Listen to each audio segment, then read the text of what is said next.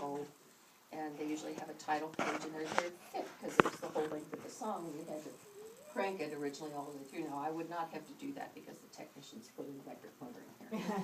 But anyway, we're waiting for some new books so we can play this machine again for you. All right, I'm gonna move away from the orchestrion and go to the two machines I can share with you, starting with this one.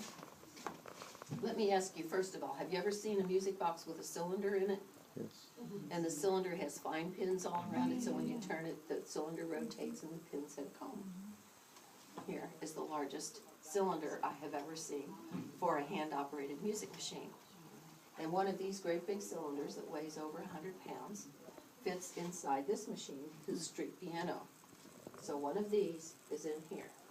And there are enough pins and projections on this to create music for 10 songs. So one of these big cylinders has 10 tunes. On the side of the piano, there's a dial. I can select which one I want to play. And then I simply rotate this wheel by hand, which moves my cylinder. It hits the hammers and the strings. And there it is, the street piano. Now they date back to 1894, and they were called street pianos because that's where they were most often spotted. A gentleman who wanted to earn a little money would rent the piano from the company and wheel it, because it is on wheels, to a busy street corner, or take it to the city park, pick out a tune, play it, the crowd would gather to listen, and at the end he would take off his hat and pass it around for money. And since I didn't wear a hat today, y'all are out, you're just off the hook, that's all. And I picked out a tune, it's called Say It With Music. It was written by Irving Berlin. It's a lovely old romantic song about how you communicate love and romance with sweet music. And so I always wonder if I can dedicate it to anybody in the room who's celebrating something romantic. Are there any wedding anniversaries in the room? We just celebrated too. Did you? And this couple also? Did I see a hand up? Three couples today. All right. When were you married and what was the date? Was 25th. The 25th? Yeah, March 25th. And how many years? Just two. Just two? That's all right. Good for It's you. a start. Congratulations. Yes. March 11th, 3 years. Aha. And over here I saw a hand. The 31st, 43. Oh, you guys need to talk. Congratulations. Congratulations to all of you. Are there any engagements or honeymooners in the room? Well, to our anniversary couples, this song is for you. Here we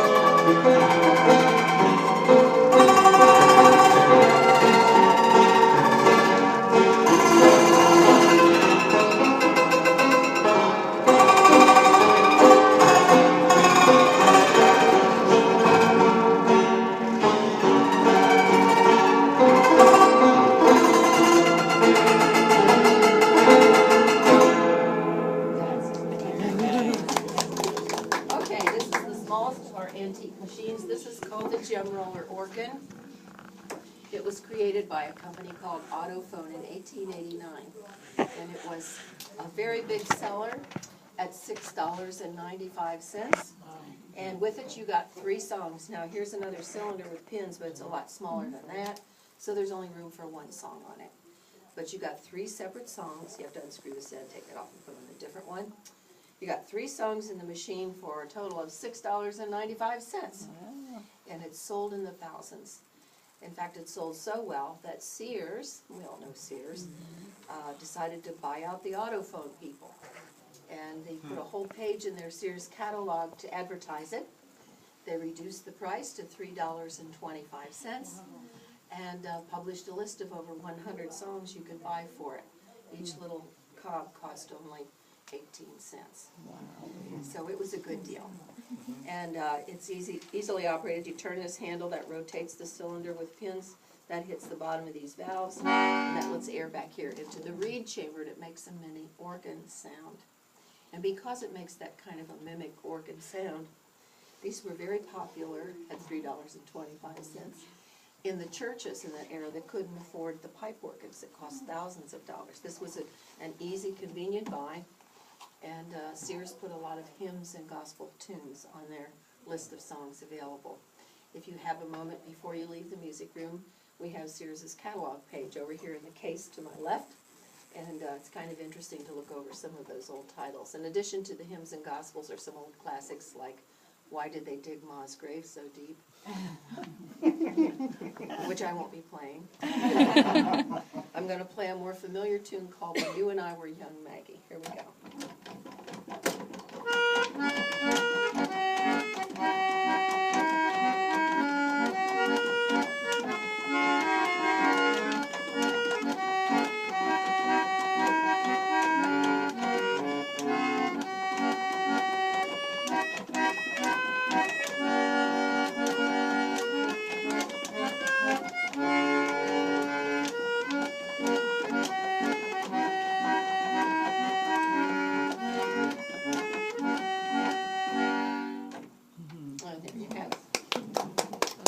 That is our music program.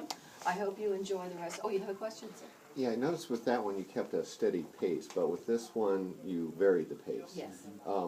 Why is that? Is there like a little line that you know that No, you're I supposed to just, slow I it know down? the songs, so I do it according to the tempo of the song. Yeah. Okay. That's what, that was the convenience of hand-operated machines. You control the tempo. Yeah. Okay, well, I do thank you for your attention. I hope you have a happy Easter. Please talk to one of the other docents on the floor if you have questions about what you're looking at. All right, thank you so much.